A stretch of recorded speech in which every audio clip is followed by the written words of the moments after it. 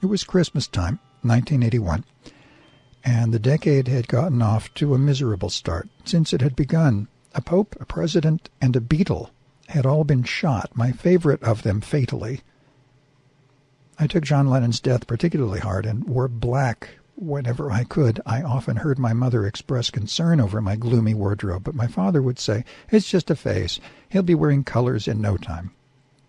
That year, the family Christmas party was an obligatory event no one was looking forward to with anything remotely approaching glee. It was my parents' turn to host the festivities, and while 36 relatives were originally expected, the invitations my mother sent out stating clearly that no alcohol would be served or allowed on the premises narrowed the guest list down to 14, all of whom could be, or would be, sober, and none of whom could stand each other. Topping that list were both of my grandmothers. There was bad blood there. My grandma Ruth claimed that my other Grammy, Pearl, had stolen her crystal gravy boat in 1968. Well, Pearl maintained that Ruth was, quote, crazy as an outhouse rat.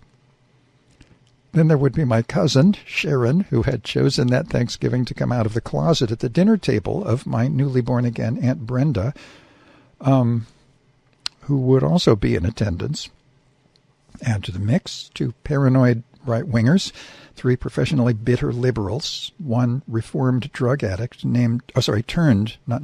turned Mormon, drug addict turned Mormon, a divorced couple considering reconciliation, a married couple considering separation, an old guy named Randall who showed up at every family event despite the fact that no one knew who he was, plus assorted children with as then undiagnosed anger issues and attention deficit disorders. The event turned out, as we'd all expected, to be a seething cauldron of angst, stony silence, and bitter recrimination, garnished with fruitcake and tinsel. Soon after my Aunt Brenda arrived, bearing a dozen mini copies of the New Testament as stocking stuffers, Sharon entered with a woman named Janice, whom my cousin announced to be her lover, and anyone who didn't like it could go straight to hell. "Do not pass go, do not collect $200, she said.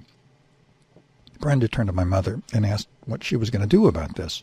"I'm going to put the nutmeg next to the eggnog this year," Mom said. "That way those who don't like it don't have to have any, and those who do can sprinkle on as much as they want." Then she made her escape into the kitchen. Ruth and Pearl showed up at the same time, leading to an argument as to who the children had to kiss first. As various guests arrived, arguments began on subjects ranging from Nancy Reagan's dinnerware to the imminent destruction of America by the onslaught of killer bees. All the while, my father was under the tree, angrily attempting to rig the lights to flash in the exact syncopation simulated on the TV commercial. There was an exciting annual event. This was an exciting annual event for the kids, because while doing this, Dad would invariably spew out an array of replacement cuss words that sounded 4 times filthier than the real ones. As I sat moping in a corner, I noticed someone else enter the den. It was Jesus. He walked around the room unnoticed.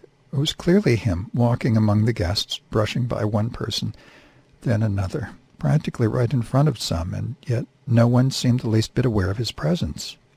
Of course, that's how it always is during the holidays. Everyone gets so wrapped up in their own soap opera they can't see beyond themselves. Besides, it was Christmas, and who has time for Christ at a time like that? He smiled to see the children wrestling and acting silly. He extended a hand toward them, then turned in the direction of the dinner table, blessing the eggnog, the walnut brownies, and the big bowl of Chex Mix. Just then my father accidentally put his hand into the water-filled tree stand. Unfortunately, he was kneeling on an exposed electrical wire at the time. There was a loud popping sound. The lights all dimmed, and Dad was thrown against a wall, where he collapsed unconscious.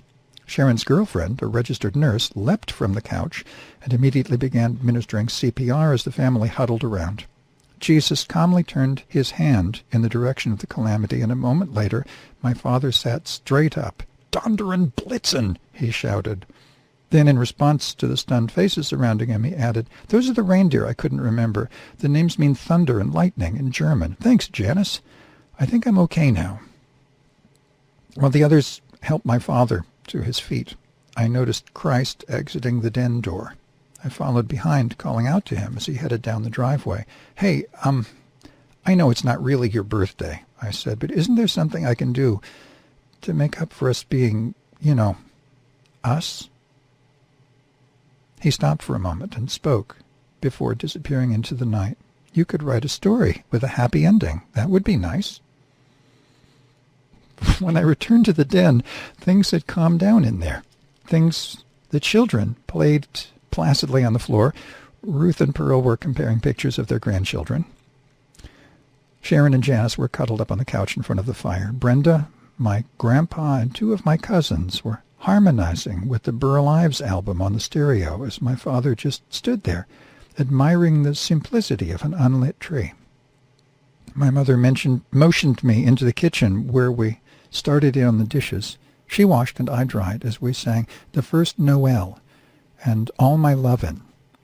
It's nice to have family around, I said, even if it's just once a year. Especially if it's just once a year, Mom sighed.